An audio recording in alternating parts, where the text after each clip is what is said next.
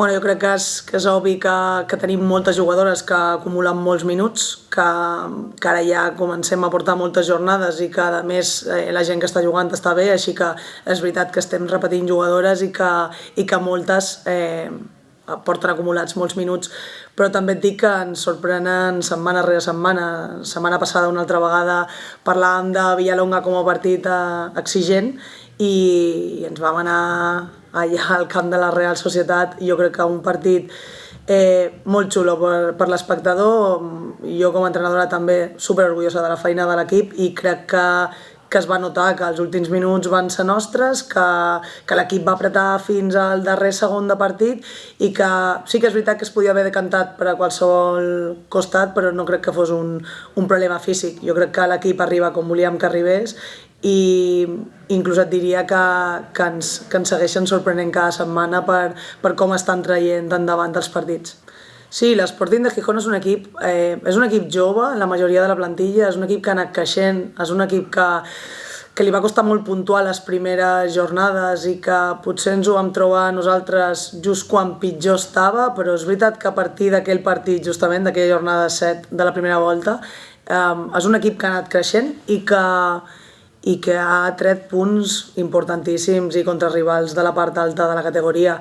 És un rival que remunta un 1-3 contra l'Eibar, que empata 2-2 al Atlètic de Madrid, que perd per la mínima contra Huesca. No sé, és un equip que ve darrerament fent les coses molt bé i que té 3 jugadores entre les 10 golejadores de la categoria. Tant Daniela com Sonso, Antia perquè s'ha lesionat ara i Grandes, la Pichichi de la categoria són jugadores a tenir en compte. És un equip molt pràctic, és un equip que està còmode en un bloc mig i que quan transita amb les idees molt clares, cercant-te les esquenes i no s'ho pensen gaire a l'hora de finalitzar. Així que nosaltres hem d'estar molt, molt, molt atentes perquè aquests són els partits que per les defenses costa molt d'estar concentrada quan l'equip rival et regala la pilota però t'exigeix al màxim en el moment que la perds. Jo crec que és un dia importantíssim. Demà, aquesta prèvia que farem del Dia de la Dona, o sigui, al final, ojalà no haguéssim de fer prèvies i ojalà això fos una cosa que es donés cada dia. Sí que és veritat que nosaltres seguim lluitant per aquesta igualtat que es demana, per aquesta igualtat sobretot d'oportunitats, i demà el primer equip femení vol estar. Demà al matí aniré jo amb algunes de les lesionades que estan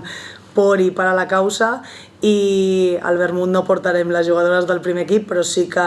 esperem que sigui un dia festiu on es pugui reivindicar tothom i sobretot on acabem traient aquest mestrès per poder anar celebrant totes elles per mi el dia i ojalà sigui un canvi de societat que a poc es va donant.